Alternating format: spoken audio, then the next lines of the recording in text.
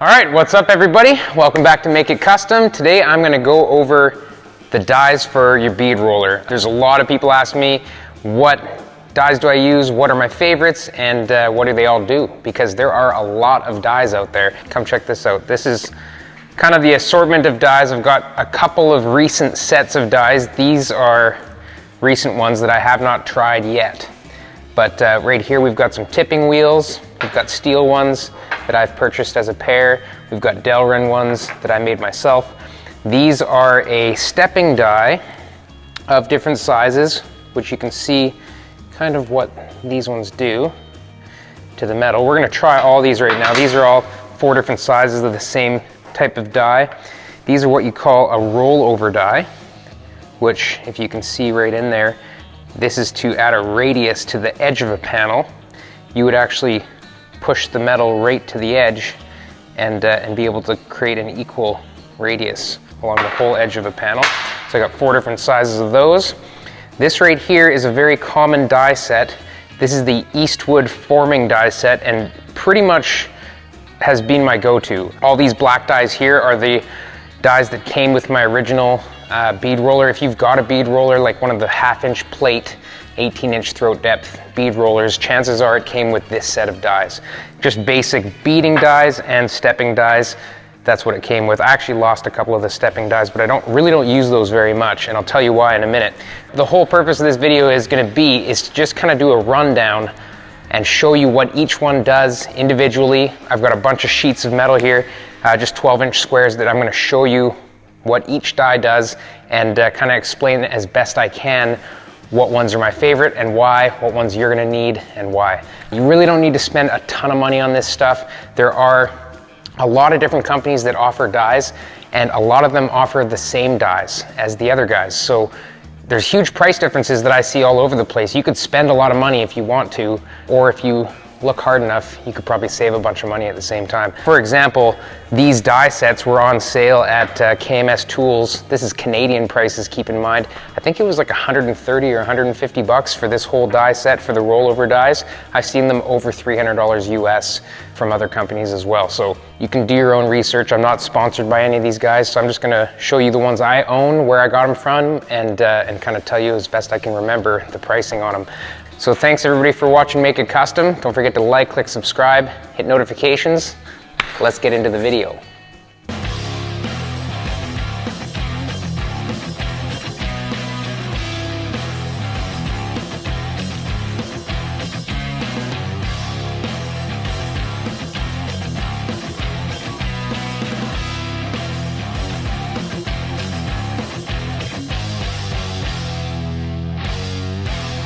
All right, so let's get into the tipping wheel first. So this is one of those ones where everybody should have this one. If you're gonna tip a flange onto a piece of metal, be it straight or curved, this is a great one because it pinches the corner of your bend, and it may even squeeze the metal a little bit to give it a sharp spot to bend.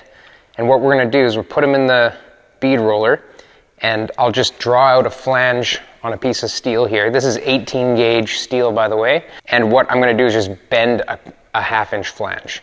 And you'll see how this works. You can just run it through multiple times and keep adding pressure. Now, if you are Canadian, I bought these from KMS when they were on sale, and it was 20 bucks. I thought that was a really good deal for a tipping wheel set. So you keep the flat one on the bottom, and then you've got this one on the top. Just backing off the set screw. If this is your first time seeing this bead roller, it's probably pretty obvious. It's totally homemade. It's just 1/2-inch, or sorry, not 1/2-inch, 1/4-inch plate that I welded up to make the throat. I used the gears from my old bead roller, which was the 1/2-inch plate, 18-inch bead roller. Made my own shafts and stuff. We are gonna get into a bead roller build video eventually. I know a few people are waiting on that, but the parts are coming. First off, we're gonna draw a little flange on here, and I'll show you what I mean with this flanging tool. I think this is about a 3/4-inch flange.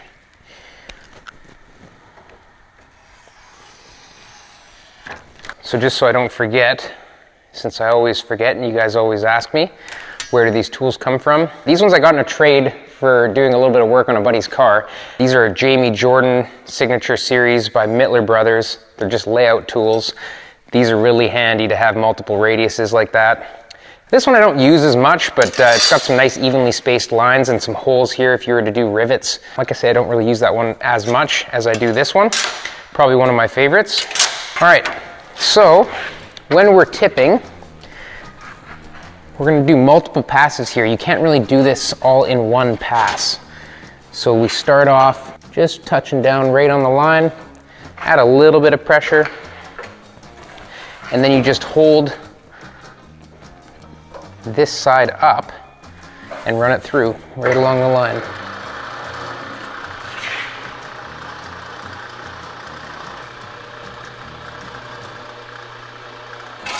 It's really almost like having a break, you know? You can see that crease that we've already got in there. It gets a little soft on the edges, but we'll just keep going with it. You don't have to continue to add more pressure here. I mean, you can if you feel like it's not getting a good grip, but the key is to just keep running it through and adding pressure here to keep that bend going.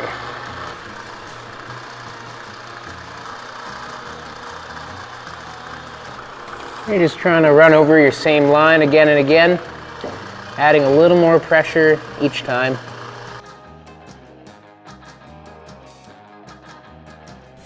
And you'll just keep bending it.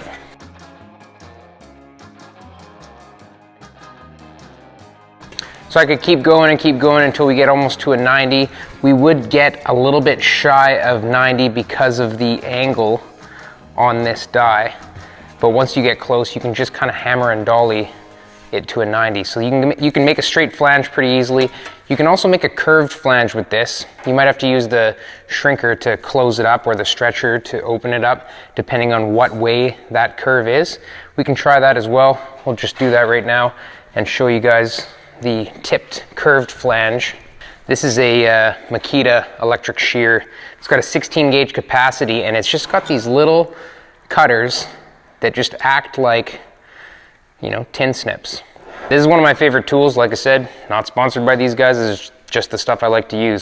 So I'm just gonna draw a slight curve here.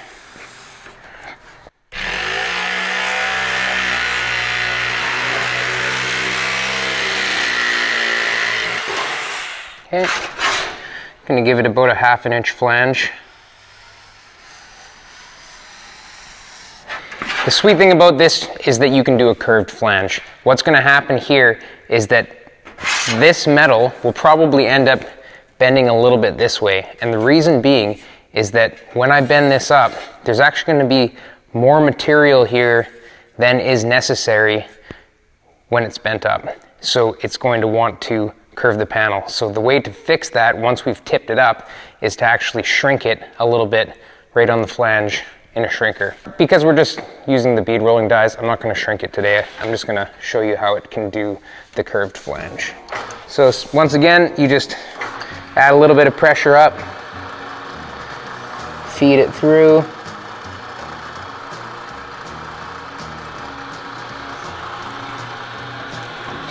You can see how it's doing a nice sharp bend right on our line. Add a little more pressure.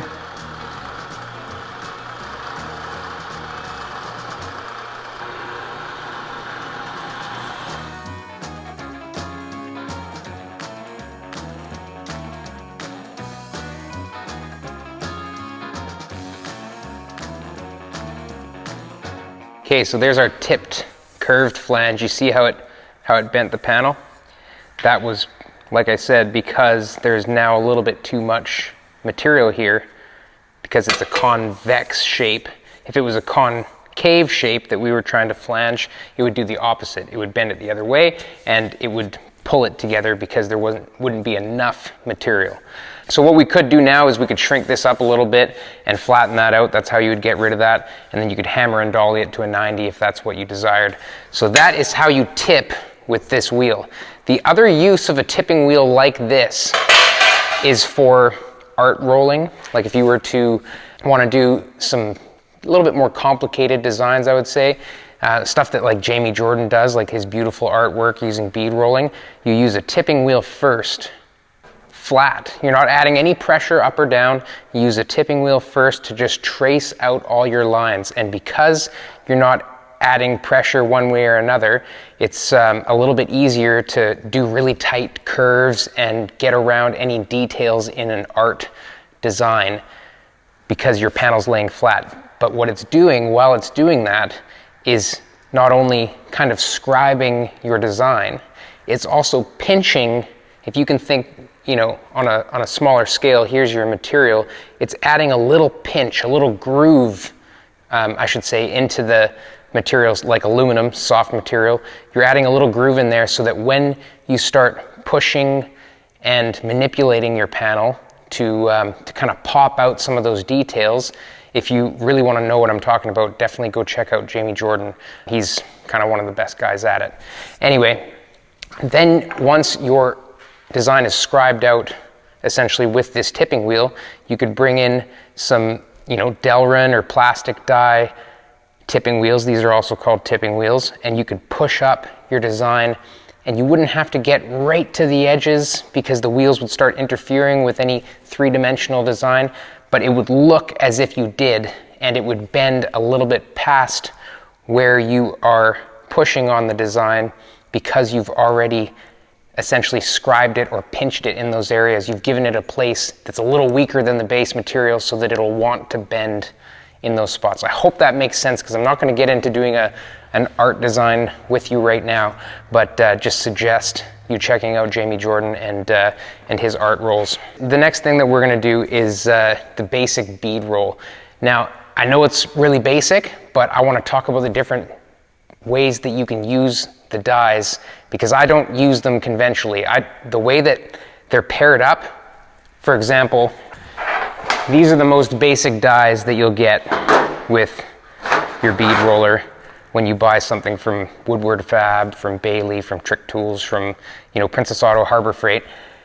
These dies are pretty common, and if you look at them, they have the bead in them. They're very straightforward, that's all they are, but I don't like using these ones like this, and I will show you why. First of all, when you use the die that they give you paired with, like the male paired with the female that they suggest, it ends up kind of pulling the material a little bit, and it sort of bends it so that it interferes with this on the die. It's kind of too loose. It's too loose. It doesn't give you a sharp pinch on either side of this radius.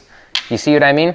You would have to have this totally flat pressed against your material in order to get this edge of the radius pinched. But when this is pinched, so are both these edges. And when that's happening, it's going to leave track marks on those edges. So I particularly do not like these dies for that reason. What I prefer to do, and what you can do, is you can use a little bit bigger bead on a little bit smaller female. And do you see how it pinches first? Like it pinches this area before it pinches this area? It'll still leave you a bead, maybe not quite as deep, but that does give you a nice bead. What I like to do is use the Eastwood forming die set. It comes with these two beads. You see how much deeper these are? It's because they figured it out that you don't want track marks in your panel. So when you use this type of a radius against a female that it closes on the edge of, ooh, see this one fits almost too perfectly. I think, no, that would still pinch. See how that would pinch? This way, you're not going to leave the track marks of the edge of the female die in your panel. So I'm going to show you that right now, and then I'm going to show you a way to finish them off a little bit. Because when you stop rolling, you know, it's nice that the either linear edge of the bead has a nice crisp edge because we've chosen to pinch the material. But when you stop, the end of your bead just kind of fades away. It's not a nice round, sharp edge. And there's been a couple of guys on YouTube that I've seen before that I'm taking this from. I think Lazzy is the one that I originally saw it from. I've seen it from a few guys before. But what you do is you take a hole punch, like a gasket punch, and you shape it in such a way that you can finish off the bead, which I'm gonna show you as well. So let's change these dies up. We're gonna do just some straight beads. Try a couple of different sizes. So let's do a bead here. We'll do a bead there. There. And I'm just gonna mark some stops.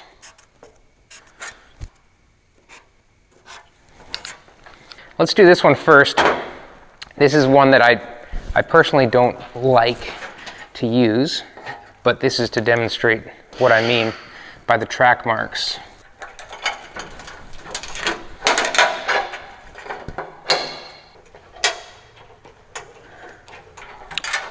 Okay. Make sure the dies line up pretty centered. Actually, could be aligned a little better. Call that pretty good. Okay, I'm gonna make some track marks for you guys so you see what I'm talking about. It's actually not doing too bad right now, but we aren't all the way down with it.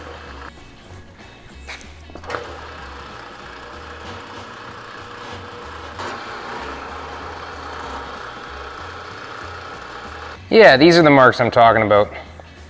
On aluminum, that'd be kind of devastating. On this steel, it's not that bad, but I can feel it. And that's just it grabbing this back edge of the die. So what I was talking about with the ends, you see how that just kind of fades away? And it kind of leaves a little bit of a warp in the panel.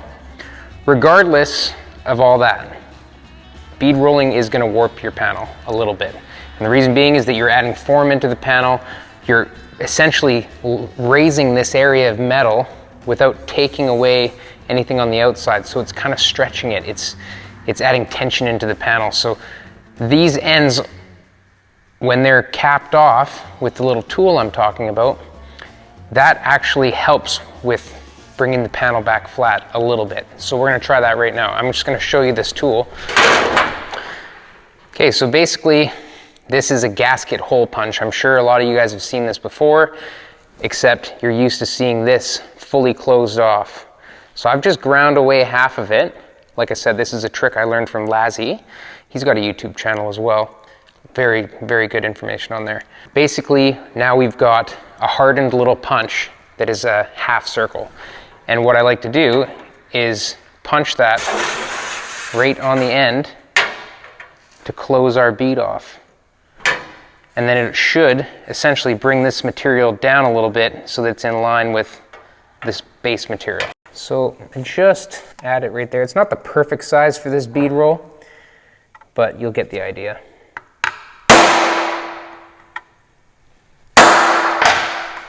You see how it kind of closes that end off? This material is a little bit flatter all the way around now. Usually in the kit, you can get all different sizes of these. Just pick the right size for the width of your bead and cut it in half. That's all you got to do.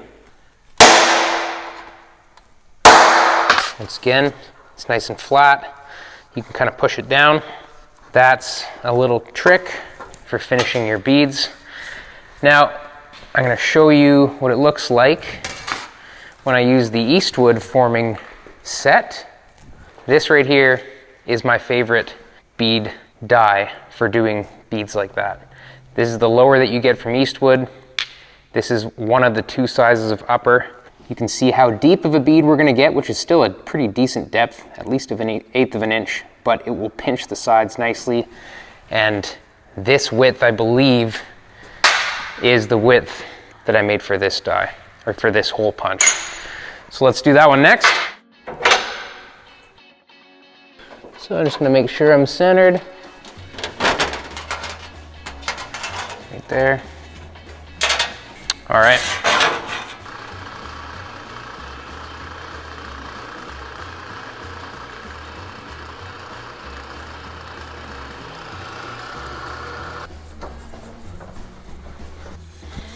See there, we've got just a nice sharp line on both sides. I really like this die. Pinches it really well. It's got quite a bit of height. Then we can come along with our hole punch again. Just finish it off. There you have it. So 0 track marks around it. Nice and clean. This is definitely my favorite beading die from the Eastwood forming set. So that kind of explains it as far as the bead dies go. So let's jump over to something a little bit different. We're going to use the stepping die. This is the one that I used on the Model A. Everything done on the Model A, all those steps are done with this step die. They do come in these sets as well. The stepping die looks a little bit different. Once again, this does create the problem of track marks because you have to press the whole die down flat to get that full depth. So it does end up wanting to bite in a little bit. So once again, I'm going to compare these to the ones I do really like. So let's throw these ones on and see what we can do. Now, even though they make a little bit of track marks and stuff, when you're using steel, it really doesn't matter unless you start to get creases happening. I did use these for a long time, and honestly, for a hobbyist or a beginner, there's nothing wrong with this. I'm just comparing them to what I've kind of gone towards because of these small issues that are in these dies. And not to say that you couldn't take these dies and shape them a little bit. If you had a lathe, or if you knew somebody with a lathe, you could just remove a little bit of material on these dies and they would do the exact same thing. So you could easily modify them to be a little bit better. All right, for this demonstration, I'm gonna do a step around this panel. So first off, I'm just gonna mark a bit of a border.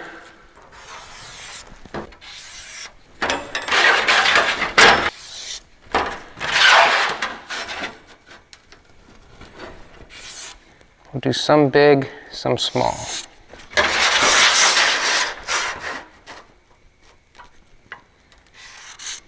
And maybe some really small. Here's one more of those Mittler Brothers tools. It's got a bunch of nice little curves on it, and then all the different holes with just the numbered sizes on everything. So let's try a really tight radius. This is a 1-inch diameter, so a 1/2-inch radius. And we've got a few different sizes. The larger the radius, the easier it is to make a nice step. When you start getting into tight radiuses, the dies can start to bind with the step that you're trying to do, like the edge of the die as you're turning may run into it. So wherever you can, try to avoid really, really tight radiuses. And depending on what dies you have, do some test pieces first, because you might want to change your radiuses after you see what happens when the die goes around it. So whenever I'm stepping this kind of stuff, I always count my turns. And what I mean by that is I will bring the die down until it touches the panel. Right about there, it's touching the panel. So once it's touching the panel, I'll count 1, 2, 3, whatever it may be, so that the next time I do a similar panel on, the same car, that we've got the same step in it. So right here, you can already see that it's trying to jam my panel up against the edge of this. My other dies wouldn't have done that because there isn't any material there to jam against. So these dies are fine, but you definitely want to make sure you add pressure down to keep your panel away from the edge of the die to stop it from creating track marks. I'm just gonna go right around this. This is a pretty tight curve here, and my bead roller has 1 speed, so I'm just gonna whip right around it. I shouldn't be creating track marks right now because I've got the pressure down on this edge. There's a little bit bigger radius, a little bit easier.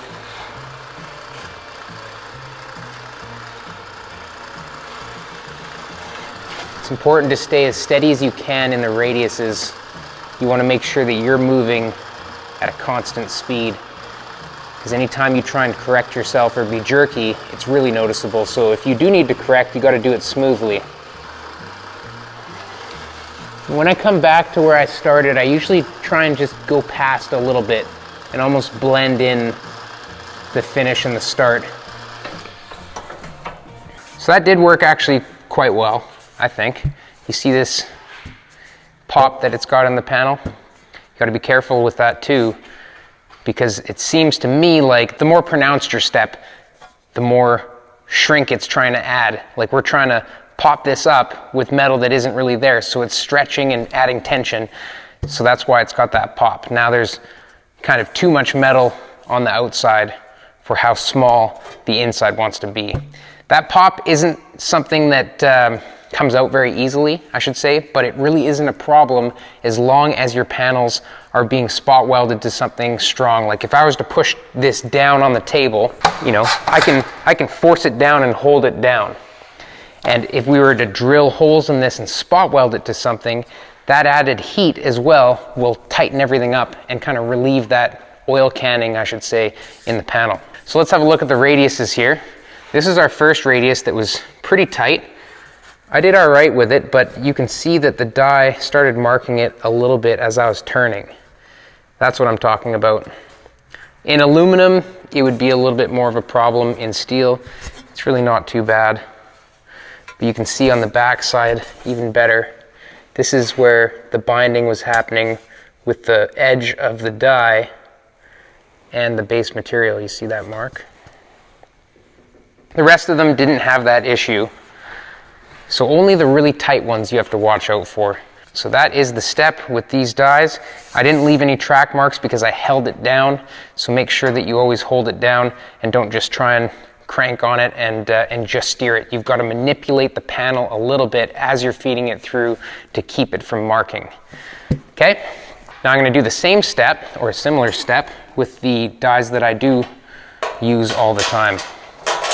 I probably haven't used these dies since I got the new Eastwood forming set because there really isn't a need for them. Okay, so this is the Eastwood forming set. It does have a step in there and it does look similar to those other dies, but because this is so skinny and has so much clearance, there's a couple of great things about it. One thing is that you could technically have a flange in your panel, maybe a small flange you could feed through there without having an issue. Those other dies would have that be a clearance problem. But these dies, you could have them top or bottom to either push up or push down your step, just like those. The beauty of these ones is that they pretty much only touch on the corner that is touching the metal, and that's it, because they've got so much clearance. So I'll show you now, doing the same kind of a step with these ones. And also one modification that I did to these dies is I took the back edge off of this one. And the reason being is that when I was doing the scales for my pickup truck, they were a bunch of small radiuses, I think 2-inch radiuses or even smaller. I found that this edge of the die, which doesn't touch the material anyway, was interfering with my previous design. So it's not a big deal if you have the technology, a lathe, to modify your dies a little bit here and there.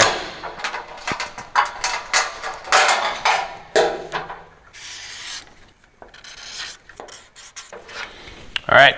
Also, one tip that I'd like to give you is that when I start my pattern around a panel like this, where my start and where my stop is obviously going to be in the same spot. So I try and make it at the end of a radius. I find it easier to blend in that way. If it's right in the middle of a straight, it might be a little bit more noticeable where the start and the stop is, but if it's right at the end of a radius, I find it hides it a little bit better. So we've pinched. We're going to go 1, 2, 3.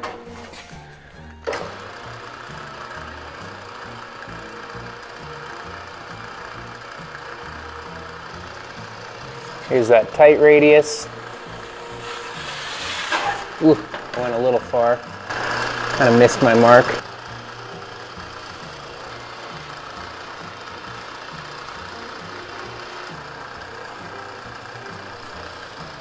So coming back to the start.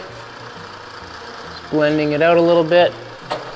You see what I mean about my start stop? You really can't tell where it was. It was right there. But when it's at the end of a radius and you kind of blend it out, it almost disappears. So yeah, I really like these dies. They don't contact quite as much as the other ones on that tight radius, even though I went a little long on it. It does make for a really nice corner. But that is it. That's my favorite stepping die right there. Now, something else that comes in the Eastwood set. This is a polyurethane lower die, and this is the tipping wheel top die that comes with the Eastwood forming set. Now this, when I originally got it, this is about 1/8 of an inch wide. It was kind of squared off at the top, and I didn't really like that. I don't really know why they don't sharpen it a little bit into more of a tipping wheel, because in the kit, that's what they advertise it as. So it was kind of too blunt for me. So I sharpened it a little bit on my lathe and made it into a bit more of a point. That's before I bought the tipping wheel set that I showed you earlier in the video. But this is what I use for doing diamond patterns or anything where you're kind of embossing or trying to put like a quilted pattern into thin aluminum. This works on steel the same way, but I use this more on thin aluminum for things like bomber seats or door panels, that kind of thing. So maybe I'll grab a piece of aluminum and show you guys this particular wheel, because it is one of my favorites as well. Okay, so let's make some quilts right now. That's what I call them when we make diamonds. So the first thing I'm going to do is make a border here, because whenever I do this diamond pattern, I kind of like to make it look like it's you know, almost sewn in. Usually you'd have a panel that has that kind of puffed pattern in it. You wouldn't go right to the edges with it. I mean, some guys might. So I like to step it after I've done the quilting, because the quilting does kind of distort it a little bit. By stepping it, you sort of lock it in place or help straighten it out. Just gonna do a few radiuses here.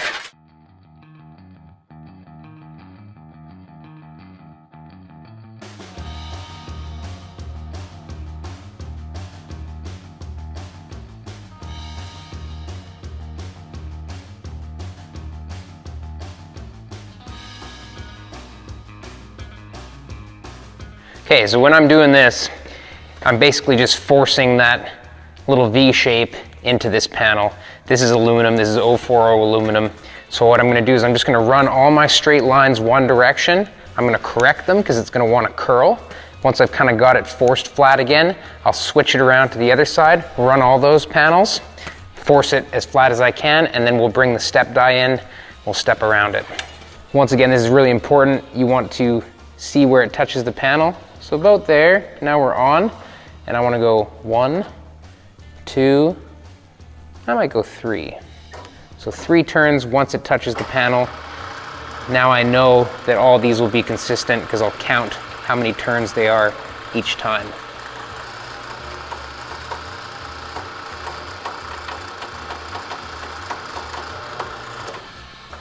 The other thing I forgot to mention before we go into time-lapse mode is that because the panel curls like this, it's better to start with your panel all the way in and do your rolls as it's coming out, because as it's coming out, it's gonna curl. If I left it in this way and kept going, I'd probably run into interference with this curling up and touching the bottom of the bead roller and it making it hard to steer. So make sure that you start with the panel in and come out, because it will curl.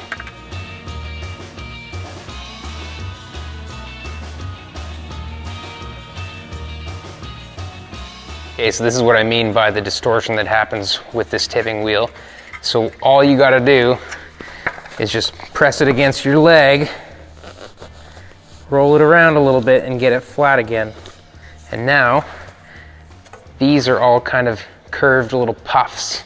They start to puff up once you bend them back.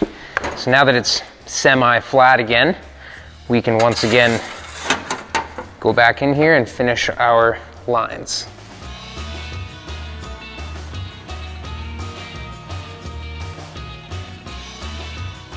Second pass is done. We're all distorted here. So I'm just gonna push it all back. Sometimes just gotta push the little diamonds out a little bit as you're straightening it. Get it as flat as you can, because once we step this edge, it'll help kind of lock it into place a bit. So I'm gonna step it with my favorite steppers again. I'll just pop these dies out, change them out. Now I'm gonna step this down this time because when the quilts are kind of puffed up, I like to put the step down. All right, just gonna run right around the edge here, touching 1, 2.5 maybe.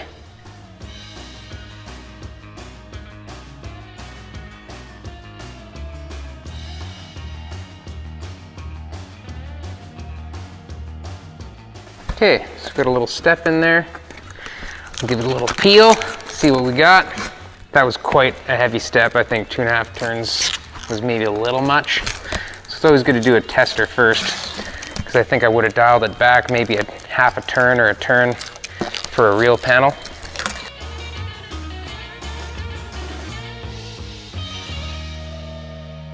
Not bad.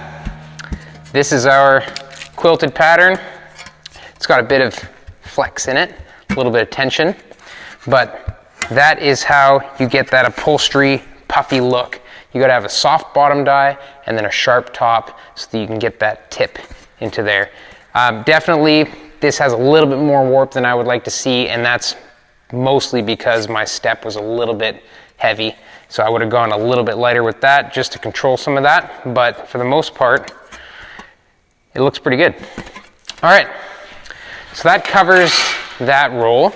Now we're gonna get into the new dies that I just picked up. These are ones that I haven't really tried yet, but I thought they were pretty interesting. I'd seen the rollover ones before. I believe Ron Covell has a great video on these rollover dies. I'm not even sure if he's kind of one of the first guys to make them. I'm not sure on that, so don't quote me. But I think they're really cool because they have this extra little piece on there. It allows you to push your material in and have it stop right on that edge.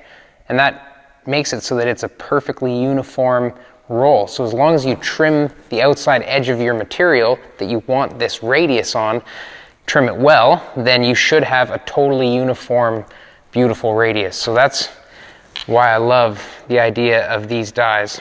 I believe Ron Covell actually made a motorcycle fender with them, and his demonstration was really cool because what he did was he made the sides of the fender and kind of rolled like 45 degrees of a roll. I believe that's what this is.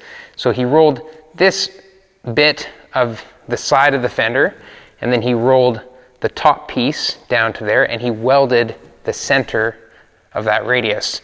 And I thought it was really cool. So you had to do a little bit of shrinking for those convex curves that I was talking about earlier, because when you collect metal on a curve, it'll either want to shrink or want to stretch, depending on whether it's convex or concave. But let's give these a go.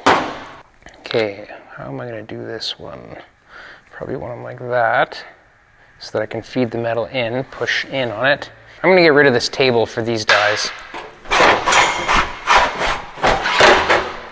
So I'm going to start with the biggest one because there's multiple sizes.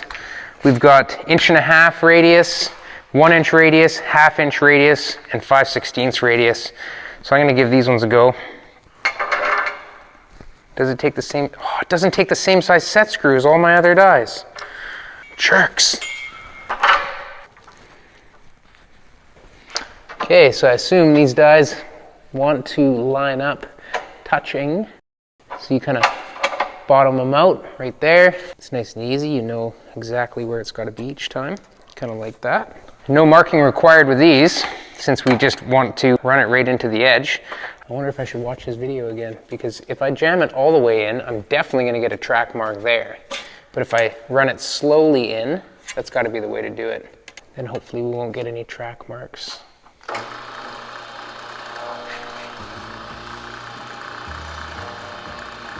Slowly curving just the edge of it right now. I probably could have gone a little more with it, but this is my first time using them, so I'm just gonna go a little step at a time here. I'm just gonna walk the panel in and then walk it a bit tighter. Yeah, it's working pretty nice. Okay, I'm gonna try and jam it right in all the way now. Now I'm not all the way tight with the dies right now, but I am touching the stopper. So my next pass, I'll tighten up the dies and see where it gets us. There's a bit of a line happening. I feel like that might be a little bit tough to get away from these dies, but the line isn't creating a crease because we kind of stepped our way up to it. It is a nice uniform radius. I do notice a little bit of a curve in the panel here, like it has manipulated it a little bit. So a little bit of shrinking on that edge would take that away. Or if we kind of forced on it a little bit and ran it through one more time, I wonder if that would take that out. I'm gonna give it a shot. I'm just gonna add a little bit of pressure to try and straighten this. Just see if we can. So I'm pressing down a little bit right now. Try and reverse that curve. I guess it's just one more example of how you can kind of manipulate your pressure while bead rolling to make the panel flatter or more curved. A little bit too far in one spot, but I did get it a little bit straighter just by adding a little bit of pressure onto it. That is a pretty cool roll though. It does create a nice radius on that. Part of the Eastwood forming set that we haven't gone over yet, it does have this other one, which in the instructions it tells you to use the rubber bottom die and then just add a bit of pressure up and you could get a radius into a piece of metal. This would definitely be helpful, you know, further into a panel where it's not on an edge. You know, on an edge, I think these radiused edge dies that I just showed you would probably be kind of the bee's knees for that. But all in all, I think that's really cool. The fact that we can add that roll into a piece of metal. We could also do it on, you know, a curve as well, similar to what we did here. It would do the same thing. It would curve this metal this way as well. So you'd want to use these on a curve in conjunction with a shrinker or a stretcher to get the panel flat again. So that's the radius rollover dies. Now I've got these other dies here. So these are the radius rollover dies that we just used.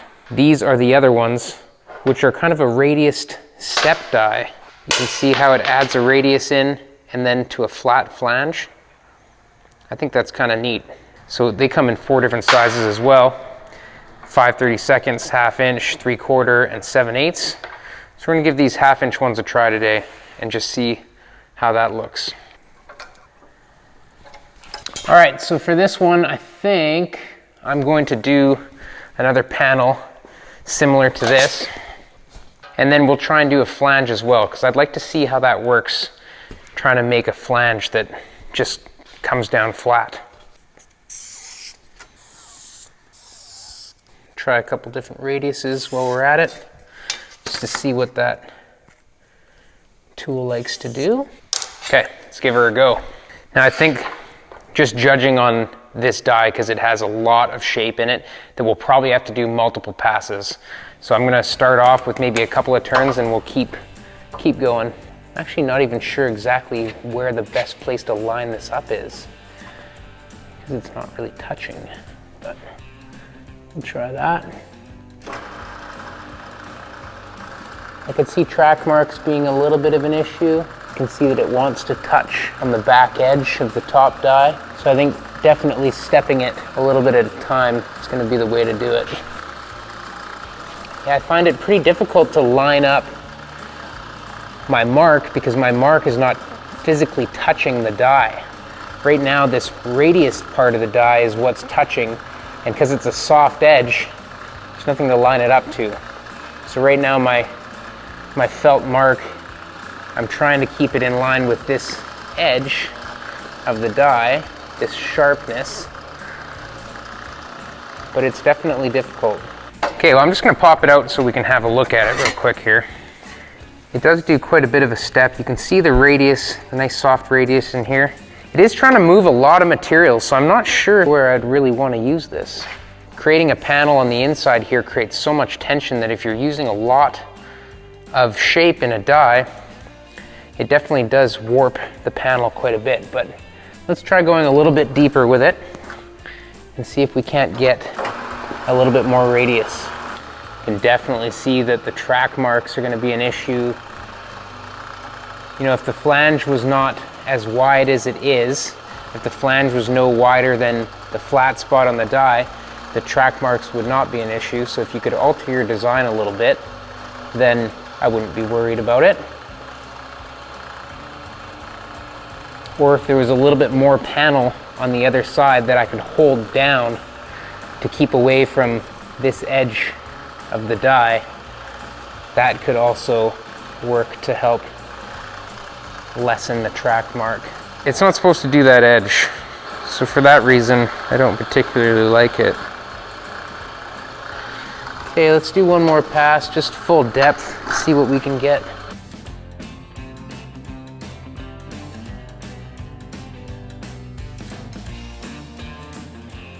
There's a couple things I like about it, a couple things I don't. I don't think I would use it to make a step-up type panel, because this doesn't look a whole lot different to me than what the step-ups look like. Although I do see that radius in there, I would probably choose the stepper if this was in the center of a panel. But what I do kind of like about it is that you do see this radius on this side. You can tell that that's got a nice radius on it. And even though it's track marked here, I could see this being like a cover panel. Maybe a cover panel or something where it has a small flange. If you were to make a panel that maybe dropped in somewhere, or just anything that had a small flange, I would use it how we just used it now. But what I'd like to do now is just see what it looks like just going straight on a piece of material where it's not going to add any tension. It's just going to form that line into a panel. So I'm just going to line this up to the edge of this die here. I'm not even going to mark it because I can see the edge of the die. I'm just going to go right off the bat, pretty tight with it. There won't be any track mark because, you know, we're not protruding out the backside here. This is one of those dies where I don't feel like it's crucial to your toolbox. I think beading dies, stepping dies, and tipping wheels, and the polyurethane lower die, I think those are your go-tos. They're definitely my go-tos. These extra ones aren't super necessary. See, I do like that. A little rolled area, and then the flange. This material flash rusted when we moved, but that's why it's brown. So I do think it's a cool die to have. It's an option. You know, you definitely wouldn't want to make that die just specifically for something, but because it's there, I might use it on something for sure. That is pretty much the rundown on all my bead rolling dies. I did leave a couple out, mainly because I don't use them at all. There's a couple in the Eastwood forming set that I don't use. These ones are specifically for rolling over edges a little bit further than 90 degrees. This one steps it up at 45 degrees. I don't really have a use for these yet because there's such a tight area that they definitely mark the panel unless you were to have a flange that was only 3/16 of an inch thick. So those are a couple that I do not use. So my main ones that I love to use are tipping wheel with a soft lower for doing the quilting, stepping dies from the Eastwood forming kit. That's these guys, mainly because they're not so thick that they track mark the panel. You can adjust them, you know, however deep you want, but I like to do nice little steps with these. Some of my newer acquisitions, this one, I just got it, but I think it works really great for what I was explaining, for doing flanges, that sort of thing. Just a nice flat lower and a sharp upper. You can get quite far on a flange, almost to 90 degrees, but not quite. Got to finish the rest with a hammer and dolly. I made these Delrin dies. These ones are just tipping wheels that are nice and soft, and I use these more for when I'm doing aluminum and I'm trying to, say, do letters. Like if I was going to do lettering on some thin aluminum, I would use the tipping wheel to mark out my whole design, and then I would push up the letters by offset stepping these plastic dies. Then there's no marking on the panel because these are so soft. They're much softer than aluminum. And then the beading dies, I love using the ones from that Eastwood forming set where you use the larger one with the smaller female and it pinches the edges.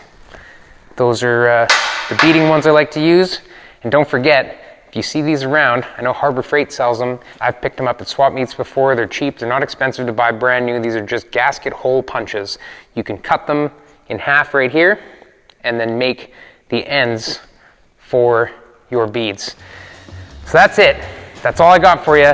Hopefully that gave you a little bit of insight into how I like to do my bead rolling, what some of the extra dies are for your bead roller. Thanks a lot for watching Make It Kustom, everybody. I hope you guys have a great Christmas and a Happy New Year. I know we're getting close, so don't forget to like, click subscribe, hit notifications. We'll catch you on the next one. Thanks a lot.